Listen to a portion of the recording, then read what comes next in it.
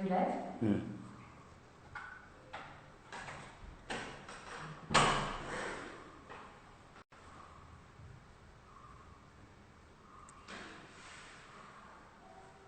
Hi Vandana.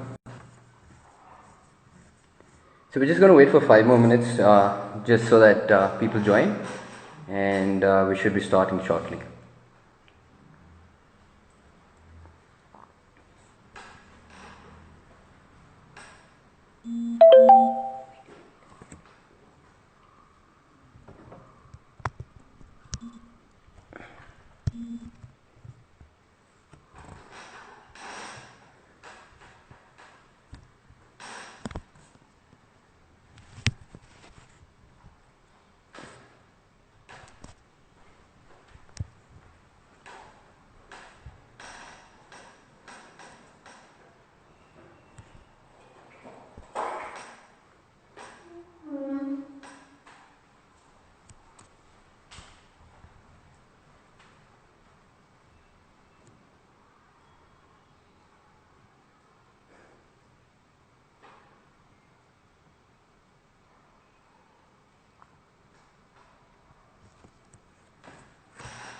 We're just waiting for another 2 minutes, 2 or 3 minutes till we hit a certain number, and then let's get going.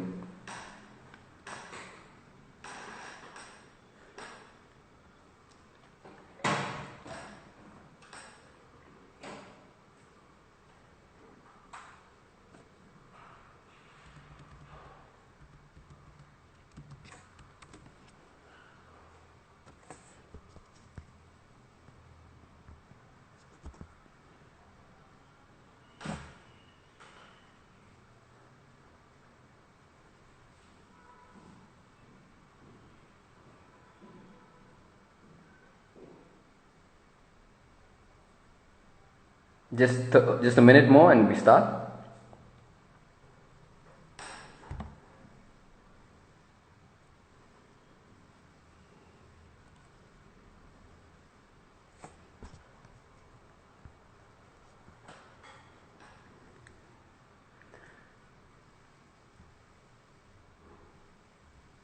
Okay. So I'm guessing I think we're at a time where we can start. I have a lot to cover, so I'm going to try and keep this on topic and relative to what's going on. For those of you who don't know me, I am Varun Shetty. I run a high performance lab that is an integrated system that is supporting for athletes, and we've been working on a long-term system of development for kids in general, and this is something that actually piqued my interest a couple of years ago in terms of trying to build a long-term developmental model for kids these days.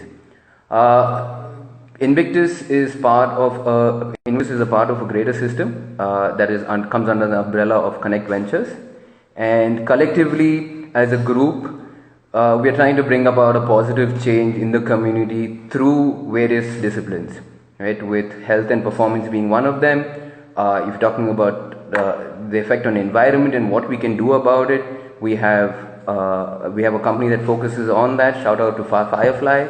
And then we have a company called PhD, which is Potential Health Development, which again caters to physiology, adaptations, and all of that. So while this is something that we're really focused on, the idea is to bring about a collective mindset right now towards how we can look towards the future.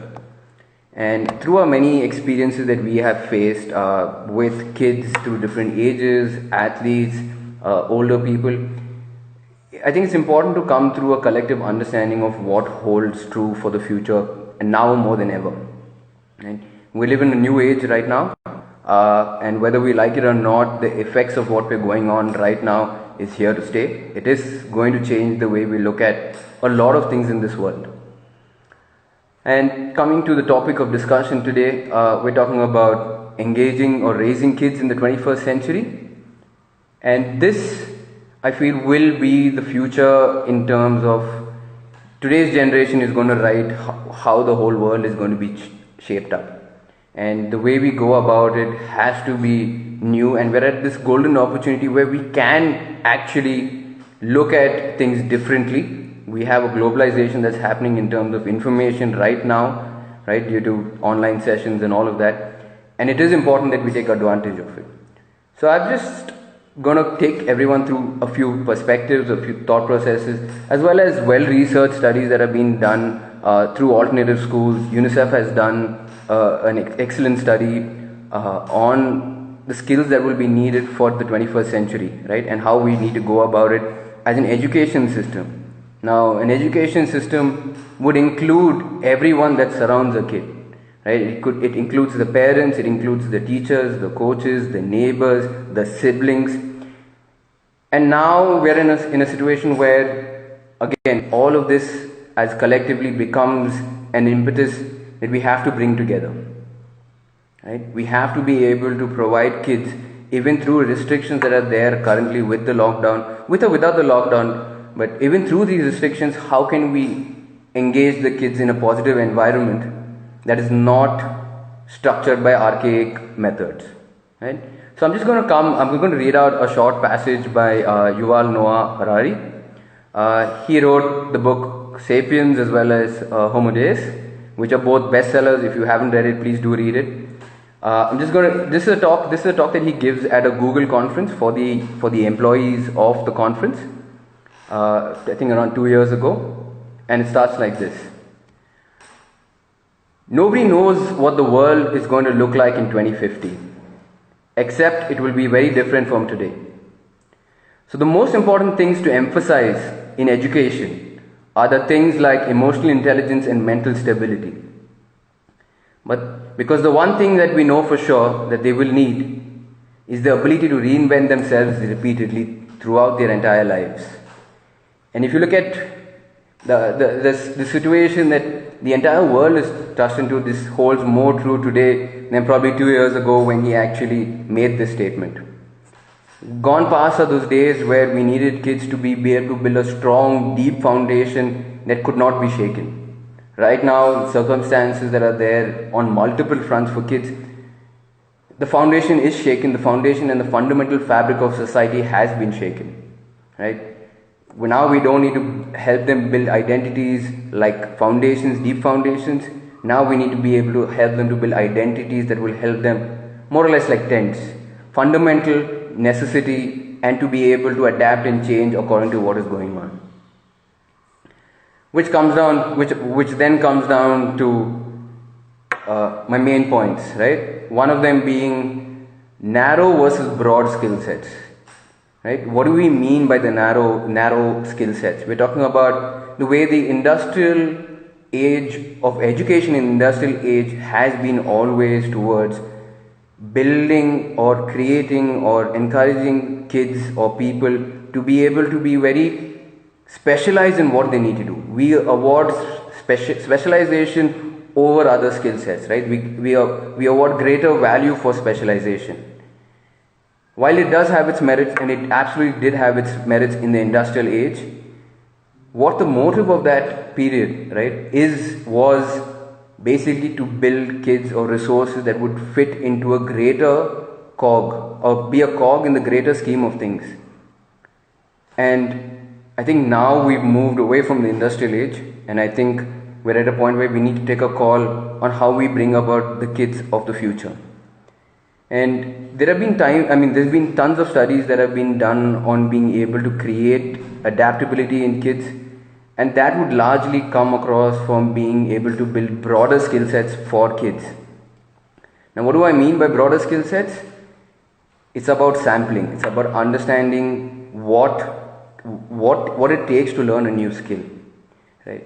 While the education in the industrial age taught you to be able to learn AAA, BBB, CCC in a very structured way, owing to the fact that you needed to stuff a lot of information in a short period of time, and the amount of information was priority. But you go forward a few years, almost a decade earlier or later, and then you see that we're in an information age. Now we've got the kids to adapt much faster, because now information that used to be a monopoly now no longer is, because now information is available irrespective of where you are, who you talk to, how you go about it, and how you assimilate information. So now we're at an age where the information age, and now we're moving into the next era. right? But we have to take and understand the learnings from each era onto the next stage. The information that we have now at our fingertips, it becomes more crucial for the kids to be able to assimilate that information and to be able to use it constructively and creatively. Right? By sampling them to multiple skill sets that not necessarily are related, not necessarily are directly related to the core fundamental subjects that are advocated by all the education systems in the world. Right? And I would say the difference would be in quality, not so much in content, at least 90% of it. It's about teaching them the confidence to be able to pick up new skills, to learn new things, to be able to become self-sustenance in their own way. Right? The future will not revolve around just having one skill set and everything else is taken care of by another party. Using the information age and the benefits that is brought to us, it is about sampling them to, say, cooking. And I'll come across why it's important. Cooking, gardening, being self-sufficient, understanding what it takes to take a piece of material from one stage to another stage, right? Which again I'm going to cover later on, but I just want to bring that into. There is a global need right now to cultivate a broader set of interests in society than what the educational system currently prioritizes. If you look at it even 5 years ago, or maybe, by and large, if you're looking at the society as a whole, as a global community, we still prioritize maths and science over arts and literature or many other subjects, in fact. And now we're in a industry, or as a society, we value and look at the jobs that are available. The ones who are extremely good, extremely specialized, and are experts in their own field are suddenly reset or becoming irrelevant in the new age. Right? Whereas if you look at the arts, suddenly it's come back. It's about content creation. It's about being ability to take your thoughts and display and put pen to paper. Right? So fundamentally, we have to be able to give them that broad skill sets. Those broad skill sets that allow them to adapt with the changing times, with the changing situations, with the changing resources. If you talk about why kids, previously used to be locked down for 8 hours in a room to be able to sit there for 8 hours continuously and listen to someone else, right? With very little participation. But even if there is participation, we're talking about what is the quality of participation. Is the participation to show that they know something, or is the participation to be able to help them evolve their thought process? Why isn't dancing taught if the same priority as other subjects, right? If you look at the benefits of dancing from a holistic perspective and not from a specialized perspective, it teaches so much to the kids just by doing that. It teaches creative, it teaches there are emotional benefits, there are cognitive benefits. The ability for it to transfer through the entire life cycle of a child is tremendous. But it's not a priority because you can't make a living off it. But if you look at some of the greatest shows that are there out there, in fact, it can be just as lucrative if the kid is passionate about it and knows and does well with it. It can be just as lucrative as any other profession, right? On this note, I'd like to shout out to a session tomorrow at 6 o'clock by Lud Vijay, a good friend of ours.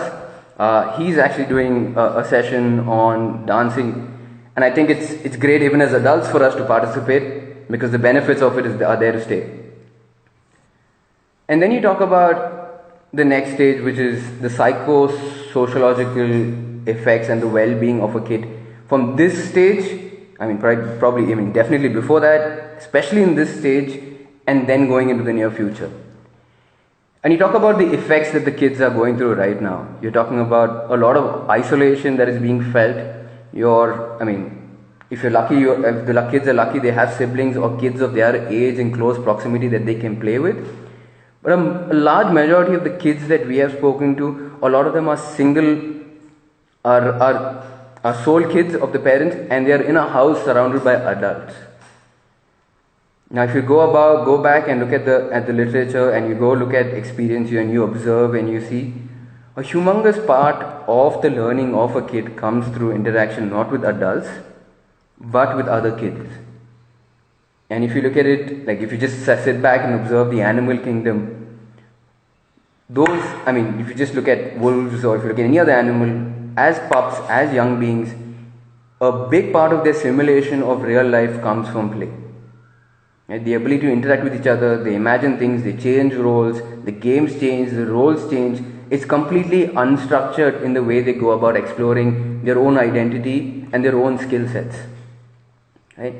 And if we apply the same thing to our kids, games are a humongous part of their learning experience, which cannot be taught.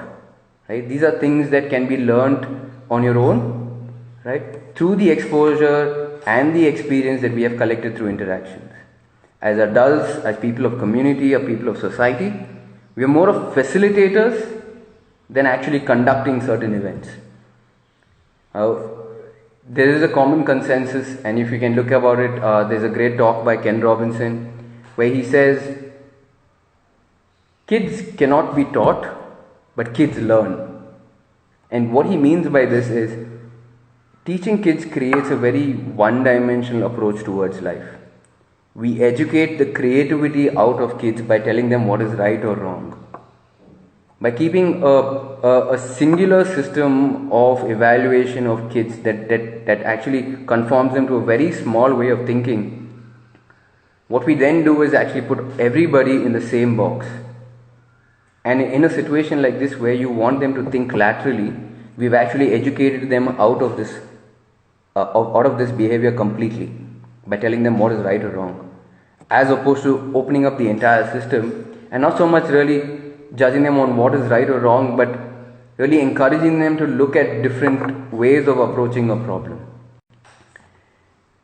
And if you look at the different stages that they go through as they go through childhood, you're talking about the early childhood, and the confusion is whether I become autonomous or will they be shame and doubt at the end of an activity. And as they go through preschool, you're talking about initiation versus guilt. You're talking about in the next stage is the school stage, where say the 10th standard becomes incredibly crucial. It's drilled into our head saying that if you get through 10th standard and then you do really well and then you go to 12th standard, what is the importance of these tests in the long term growth of a child? Right? And I think as adults we can all unanimously agree it's actually very little. Right? These tests were used to judge the capabilities of a kid, and I say as a society, if we flip it around and use these tests to be able to question our teaching mechanisms, right? If we have a majority of kids that have done well, who have understood and are able to comprehend and create things using the information that we have shared with them, then I would consider it a success. If you've created a system where it's X, Y, Z, as long as the kids repeat exactly X, Y, Z, and they're able to do that consistently, we reward that system. Which is great for the industrial age where everyone had to serve a certain function. But in today's age, everybody serves multiple functions. Right? The generalist is valued way more because he has way more adaptability to be able to conform to changing times on a whole. And coming back to where we started off from, a big part of where we would go about designing a system for an athlete from a long-term perspective is to understand the developmental stages or maturity stages that a child goes through. Right? So whether you're talking about an active start for kids, about us creating an environment where it's a safe zone for them to come out, express themselves, to be able to communicate in whatever way they want. Right? And then you go to the next stage, which is generally 6 to 9, where you're talking about fundamentals. Right? A lot of the fundamentals that we teach that the kid needs to go through in the formative years, right, is about having fun in different tasks. Rather than saying that, okay, he's good at football, so I'm going to put him in football and focus only on football. Or he's good at, say, singing, I'm going to focus only on singing. Or he's good at education, so I'm going to put him 100% to education. In the long run, what we're doing is we're creating this one tool that they're really good at using, right? Which puts a lot of stress on them later on. Why the expectations to perform becomes the next priority. There is this great joy in just learning the basics. There is great joy in just making things fun for them, right? Whether it's cooking, whether it is gardening, whether it is singing, whether it is just picking up a new skill that probably even we aren't aware of. But giving them that fun start to be able to pick up new things and experiment, take initiative, develop that curiosity that comes from something being fun or interesting. While we may create partitions for our own understanding, for kids everything is just one big TV screen. And what we decide to show them on that TV screen is what makes things fun or not. And then you go through the next stage, which is the learning to learn stage. Now, typically you're talking about between boys and girls, you're talking about an age group of 8 to 12. And this is an incredibly important stage in the development of a child. To be able to learn, right? The fact that you've got it isn't as important as the process of figuring things out, right? And how do they go about it? Using, whether you're going to use games like connecting the dots, whether you're going to use puzzles, whether you're going to use, get creative. You don't need much as kids to get the best out of them, for them to help them contribute in figuring problems out. And it can be anything, right? As long as we keep it simple enough and within their imagination. And then you're talking about the learning to compete phase. Now, the learning to compete phase isn't as much about, the competition aspect of it, but it is as much as about for them to be able to have the confidence to put their thoughts out there. And typically you're talking about competition that is very individualistic, right? I go write an exam, I study, I keep my notes with me, I go perform, and as long as I do better than everybody else, I consider that a victory. But then what are we rewarding in this? We are rewarding kids not to collaborate, right? But then we can unanimously agree that the future is in collaboration. So there is a dichotomy on what we say and what the education system is propagating. Right?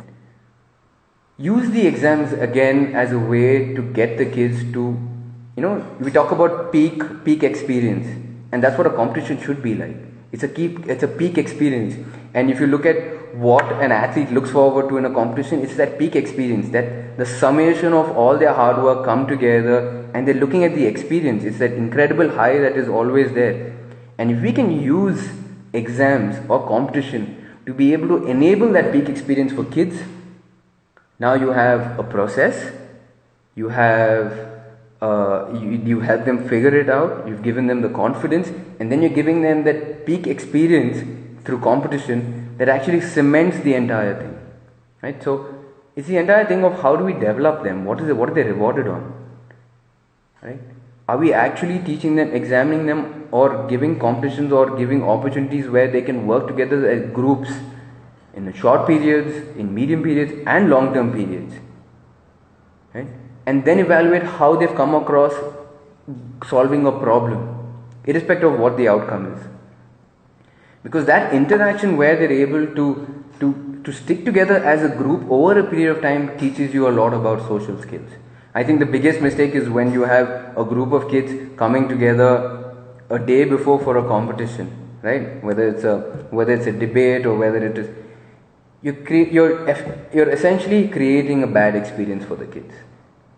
Why? Because you put any group of people together, whether it's kids or adults, there is an incubation period where we need to get to know how we all work. And then comes the next phase of where we're trying to create something. So by creating the positive experience in working together, by putting yourself out there, we will encourage more self-learning than actually us teaching. The curiosity that we need to develop in kids, as opposed to us telling them what is good for them, right, is what will encourage learning throughout their life. Curiosity being a double-edged sword, make sure that you put your restrictions in place, but there is still that freedom needed for kids to be explored, to explore new information, and to be able to explore what they like and don't like, and what their passions are. Ultimately, what defines a person, I would say, an early bloomer versus a late bloomer, is the passion for what they do. And I'm going to come back to that after we finish this, but hold on to that thought. And then you have the training to succeed, right? The training to succeed is to make sure that when they go out there, the idea is always a positive influence. Success does not need to come at the cost of someone else or another person or another group of people. Success needs to come through collaborative effort, or in spite of tragedy, or in spite of shortcomings. Right? And what does it take to do that? How can we create the system that will allow them to train to be successful? Not so much as drills, as much as a thought process to have a positive impact on whatever they choose to do. Which brings me back to the topic of early bloomers versus late bloomers. So this is an incredibly long research study that has been done and has been predominantly done in sport. But if you look at examples throughout society and you can see them, you can see early bloomers versus late bloomers, how they go through the entire life cycle, whether it's a sport or whether it is business. There is an entire life cycle that happens over there. Early bloomers, and if you look at in sport, because it's just the cycle is much shorter.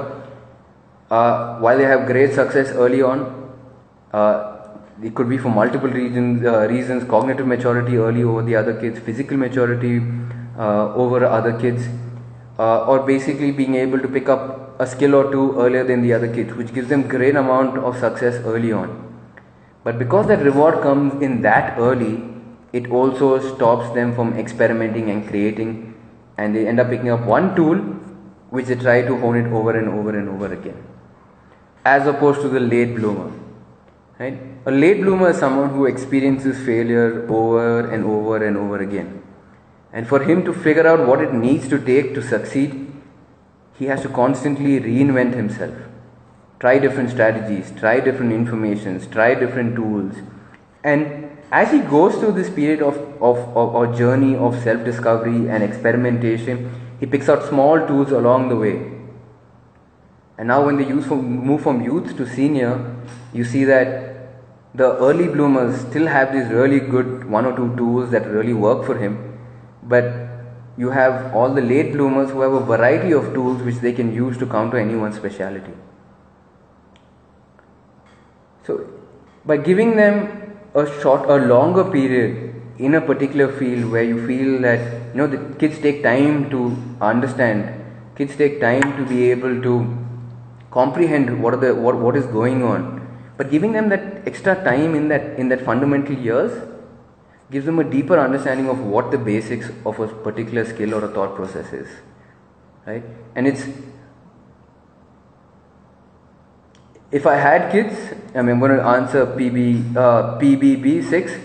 If I have kids, would I want them to be late bloomers or early bloomers? To be honest, that is not something that is within anybody's control. Right? We cannot want them to be a certain way, and I think there are more cases that work against it by wanting them to be a certain way than against it. The idea is to understand, what is your kid an early bloomer, right? Because if he or she is an early bloomer, how would you change the experience that you would have? We talk about something called as being the edge effect, about keeping kids on the edge of their comfort zone, not too far where it becomes a bad experience, but not too easy where growth is stalled. So early bloomers in one field does not mean that he's an early bloomer in every field, right? So you want to expose them to small doses of hardships where they learn how to figure out. A kid extremely good in sports will not be extremely good in music, or not necessarily, but odds are you're going to say that he is going to be extremely good in sport. So let's look at music as a challenge for him. Let's look at dancing as a challenge for him, right? You want to give that challenge that is on the edge of their comfort zone, and you want to create that edge effect, which means I want to put in a certain amount of work, and if I figure it out, I have the gratification of getting rewarded by knowing what I'm doing, or doing it slightly better than I did yesterday. So another very important thing I would say is basically finding out what your kid is passionate about. Passion is a huge driver in success, short term, mid term, long term. And another reason where we talk about why late bloomers have higher amount of success in the long scheme of things is because They spend a lot more time finding out what they're passionate about. They're not restricted by saying that this is all I can do and do it really well, so I'm not going to try other things. Right? And we've seen this time and time again. Once an athlete finishes his career, he has to reinvent himself, and the athletes that have built their broader skill sets are able to adapt and move on to the next stage. And the next stage is something that they're still passionate about. Or if you want to take cases of where prominent people in society who have dropped out of school or college or university and then have gone on to reinvent themselves multiple times till they found out what they're passionate about, and then they're stuck to it, and their chances of success there are much higher because they are driven by a deeper understanding. They're driven by a deeper understanding of what they really want to achieve, and that generally comes a little later on in life than when we're made to choose at the age of 15, 16 or 18 or 20, where we're still trying to figure out who we are and what we want to do, as opposed to what we want to do for the rest of our lives.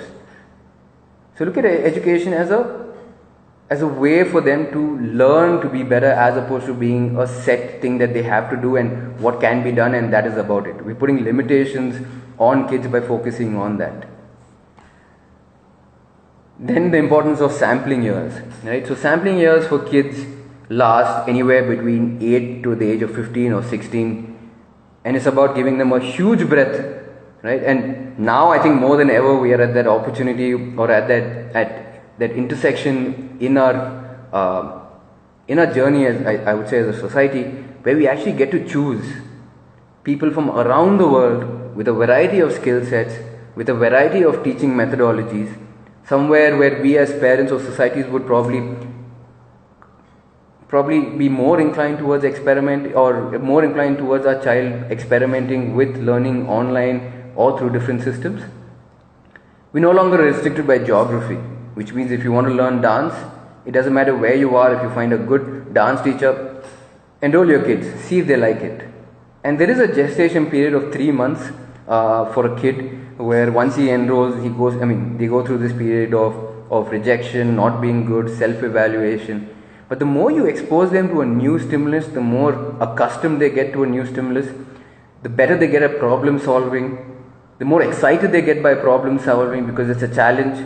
But exposing them, or the art or the activity of exposing them to a variety of things, gives them these things, as opposed to saying that one thing that they're good at. And kids typically will go through all of this. They go through so many different identities as they grow, as they meet people, who they want to be, and allowing them to explore each one of them, right?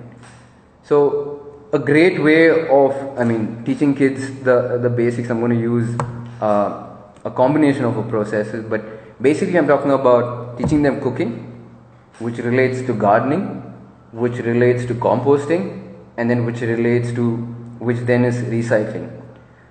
By taking all these processes, and each stage teaches kids a different aspect, and that is a lot more practical and engaging for these kids.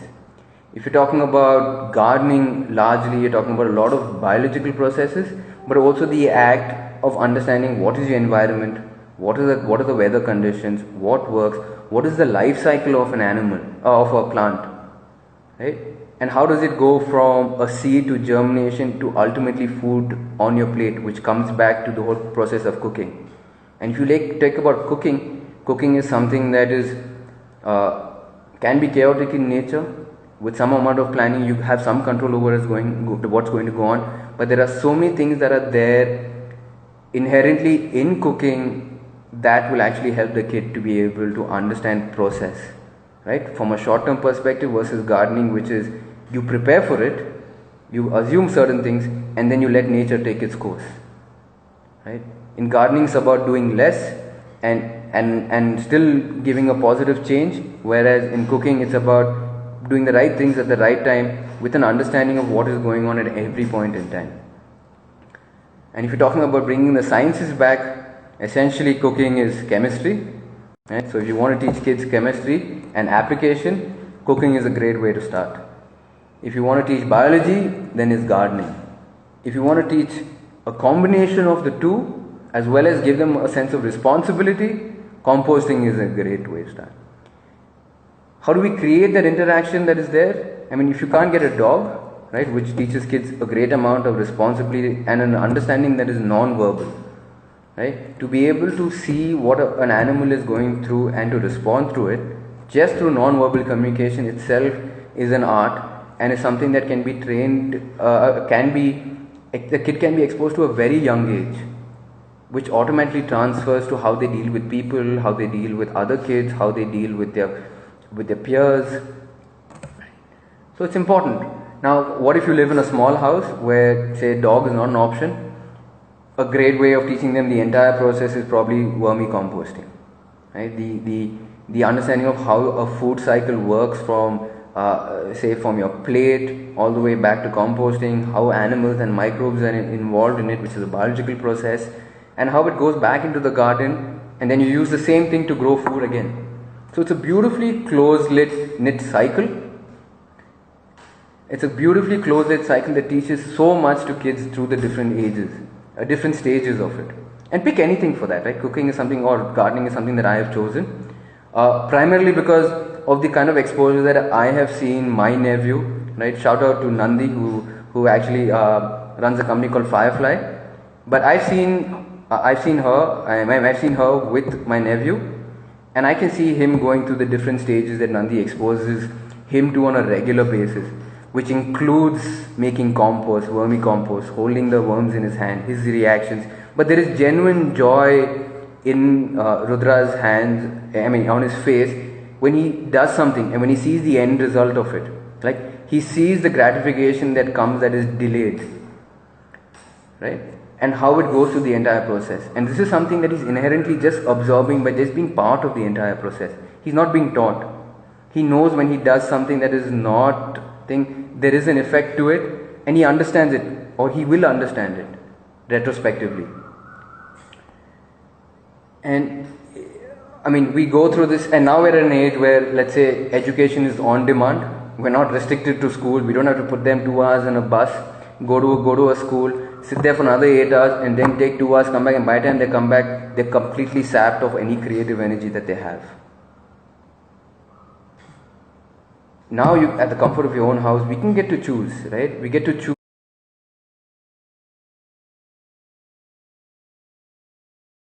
choose what our kids want to learn, how they want to learn about it, how can we engage with them. It's very important that whatever engagement that is there with kids is meaningful engagement, right? Which brings me to the whole aspect of screen time, right? And I think pretty much every one of us is guilty of this. We tend to use the screen in a lot of ways to be able to escape from, just to take ourselves into a different thought process. But what happens with kids? There is a certain amount of time, there's a certain duration of time that they can handle, and then you have a physiological response to it, right? So every time you do something that you enjoy, there is a dopamine release, which is a neurotransmitter, right? As adults, when you have a fully developed nervous system, the dopamine sensitivity that takes is a lot longer because it's already matured to that state. But when you bring back to an infant, and as he goes through the ages, the amount of dopamine that he gets from just mindlessly looking at the screen creates dopamine sensitivity, which basically means he takes a lot more to get excited, right? And you can see this. You can see this with kids. And if they've been looking at something mindlessly, and I call it stupid time, right? Because and I think my mom, who's there, she will agree. Because you just look at a screen and you're constantly stimulated, but you're not really engaging the kids in any way. So suddenly they have this huge dose of dopamine in their head, and 1 hour later you switch off the screen, and suddenly you see that the kids have this uncontrolled energy all over the place, and it actually takes them 15-20 minutes to actually come down to the new normal where they can interact with people again, right? And that is a result of over dopamine exposure, right? So now it's extremely idealistic to say that, no screen time, etc. But screens are a big part of our future. How do we use these screens effectively is going to make a difference. It is a tool now, and it's a tool that we cannot ignore, right? And if you want to look at an amplified effect of this, Put them on a computer game. Put them on a computer game, let them play for an hour, hour and a half, and then switch it off without telling them before they're done, and ask them to come interact with you. The amount of stimulation that they get from the games itself will never compare to daily life. Games are inherently designed to get that peak satisfaction on demand, peak excitement on demand. Reality is a much slower process. I'm not saying that games don't have a role to play in the development of a kid. It definitely does. But again, in doses that are controlled, in methods that are controlled, in games that actually teach something to them, such as resource management or interacting with people or collaborating or planning. There is a lot of social structure that is already there in gaming, right? So coming back, so how do we go about using screen time? So the screen time can be, whatever time that we spend, irrespective of how we go about it, the screen time needs to be used in a more constructive way. There's tons of educational content that are there, even if you don't sign up for a class. Tons of educational content out there that are tailored towards kids. Whether it is teaching them a new skill in a fun way, or whether it is basically showing them the animal kingdom and how animals behave. But they're all tailored towards kids. You can choose that, see what they respond to, see a channel that you think that the kid will actually pick up something from. It has to be an educational process because kids learn by absorbing. If you're going to expose them continuously to stupid TV, right, which is mindless blobs running on TV, that's what they will pick up. But if you expose them to something that is thought-provoking, something that they're curious about, that's what they will look for in daily life. They will look for an experience, not look at the screens to switch off from reality. Choose the screens to be able to create a more engaging environment with reality, right? So I want to do a short shout out to Mon and the Behavioral Foresight team. They've been doing some amazing work with kids in terms of engaging in personality development, and a lot of what we have learned and what we are trying to build comes from Mon and his incredible resource pools. Right? So I'm going to kind of cut short the entire discussion, but I would actually get people to really go through a research study that was done recently and published by UNICEF on what the 21st century skills are going to be, right? And what can we, in our daily interaction with kids, how do we go about structuring the entire process? I think it's also unfair for the education system when they're trying to cater to so many masses to be able to give that level of individualization, right? It is an equal responsibility for all of us to be able to contribute to the development of a kid. How do we build that amount of personalization for kids to be able to really understand what they need at different stages, right? And we as adults need to also learn that. This is something that nobody teaches in the first place, right?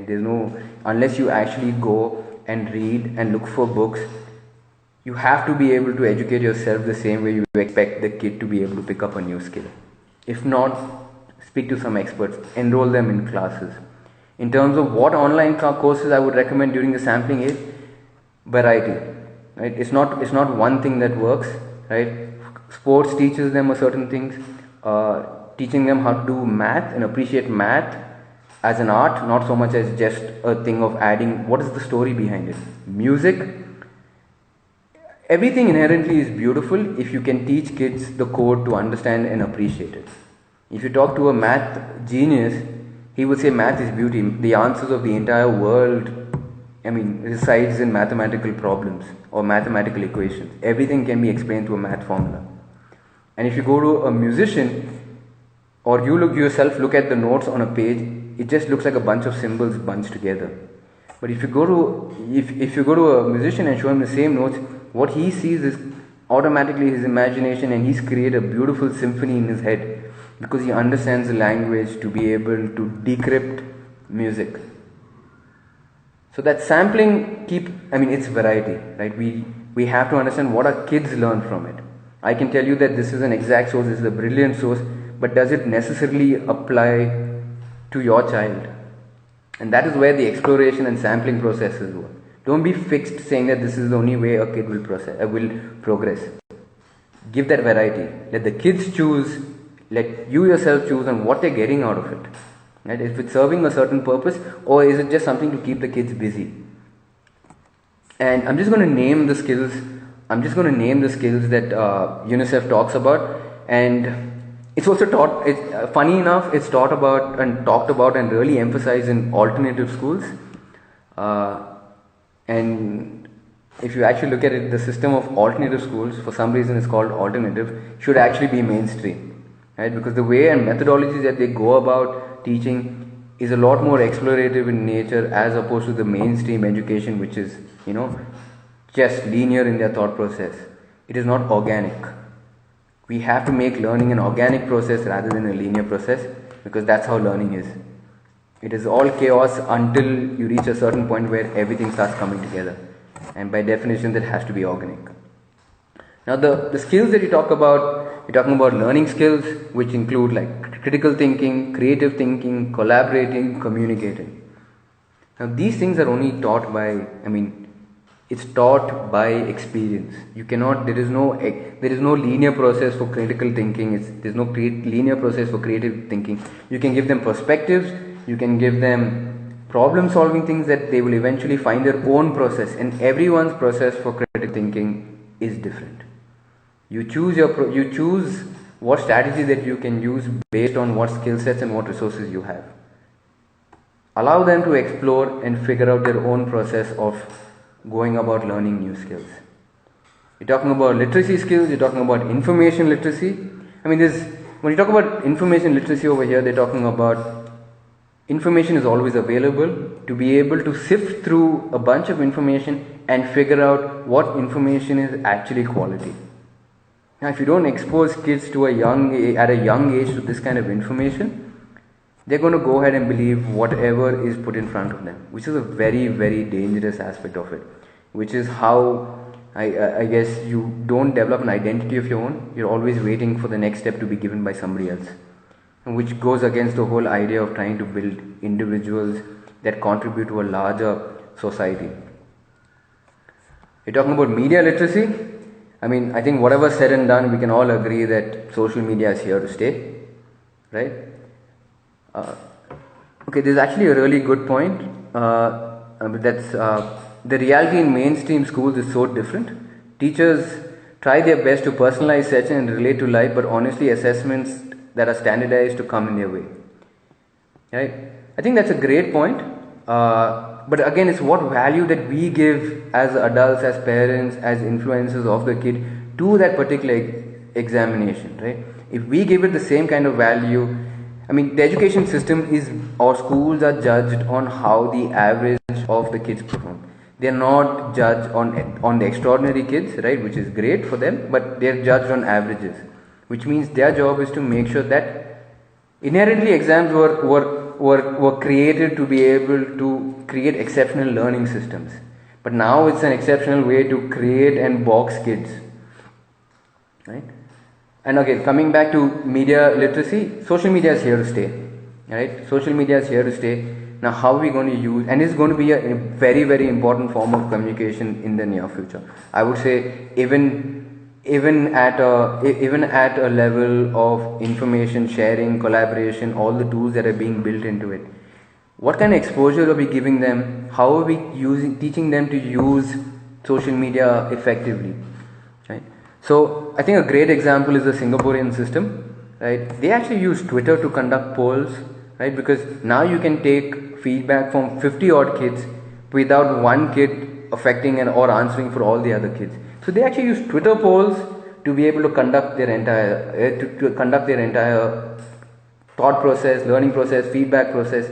They use Instagram, they use Facebook for collaboration. They're actually making use of the collaboration tools on Facebook constructively, right? They're not using it only for social media. The same tool that they use, if you put a positive spin on it, it actually works incredibly constructively. Just for example, how we go about life now. For the longest time, all of us have always had the same tools. But now the constraints that have been put on through COVID, which I think eventually is going to be a blessing, but not now. But we're suddenly re-looking at how we're going about approaching our life. We're using the same tools that were used as a distraction now to create good quality information, because that is what is available right now. And then you're talking about technology literacy. It's extremely important that kids learn the fundamentals of technology, whether it is the basics of coding, right? Not that all kids will take to it, but there is basics of coding for kids as well.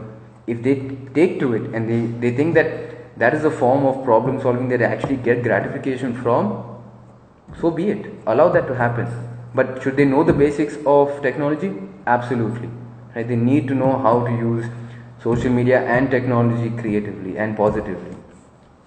In terms of life skills, again, we're trying to create flexibility, right? By exposure, teaching them to have that initiative, to give them that security that it's okay to be wrong. The education system now does not necessarily reward the person that has gone wrong. In fact, it actually reprimands the person that makes the mistake. It's a very short-term vision of how we go about developing kids through their maturity, because mistakes is how you learn. If you don't make any mistake, then you're perfect for being in an industry, but take you outside that, you have no adaptability, because you don't know how to respond to mistakes, how to learn from it, and how to create a new alternative process to achieve success or to get to the next level.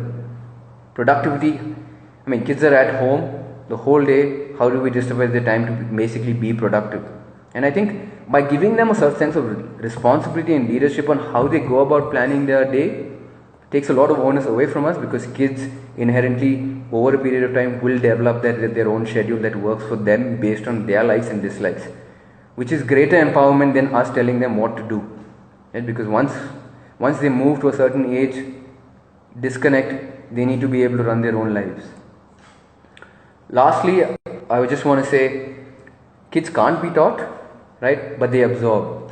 So it's important for us to be role models and observant around them on what we do and how we're going to expose them to, because they're basically sponges. Anything around them, whatever it is, they're absorbing.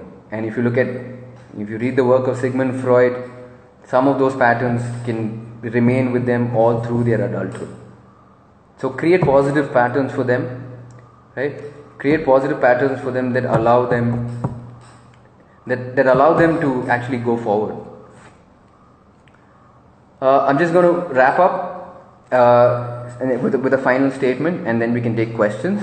While the economy might have stopped, the maturation and growth of our kids certainly hasn't, right? It is important that even in this phase, while we have really a crisis situation going on that will continue for the near future, for sure, and even into the distant future as well. It is important to understand the world is changing, and we live in a new era, whether we like it or not. Let's plan a better society that enables our kids to be able to handle our future in a much better way than probably we would have. And that's pretty much what I had to say, and it's something that we're really passionate about as a group. We are trying to take multiple initiatives for kids to be able to actually carry out on what I've spoken about today. We're trying to put the act not just as a talk, but into practice as well, to create systems, even if it's online. Right? I don't think that should be a reason to stop learning. I think it should be a facilitator to actually enhance learning and probably put learning at a much faster rate, because get kids passionate about it. If they're passionate about it, they solve problems for you and not the other way around. So that's pretty much what I mean as a talk that I wanted to have. If anybody has any questions, so one of the questions from Devika is, should parents decide what courses kids should explore, or should kids decide for themselves? It is a bit of both, right? When we're talking about diversity, it's also about diversity. It's also about diversity that comes from being able to choose your own destiny and what you're choosing, and what are the and whether you fully understand what they're trying to do, what they're getting into, right? And some of it may not be logically correct and it will be against your better judgment, but if you can allow the kids to come to their own, that realization on their own, it is a lot more significant and lasting impact on the kids. And if it works well for them, that's great, because now they found something that they're passionate about and they are making life easier for you because they found something that they want to do, not you want them to do. But also take that time of making that hard decisions where you say, while you can do what you want, but I also want you to try X, Y, Z, and you have to try it, right? Just try it, because getting them outside that comfort zone, on that edge effect that I talk about, because it's not only about being comfortable with what they do, it's also about exposing them early on to uncomfortable situations. So let them choose and let them figure it out, but also expose them, because it is exploring a different aspect of growth. Yeah. Do we have any other questions?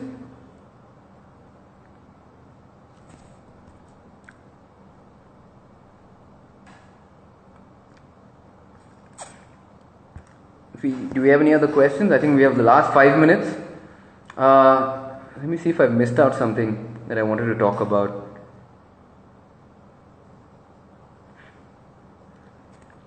Okay, I think I'll address something that Ghana has written over there.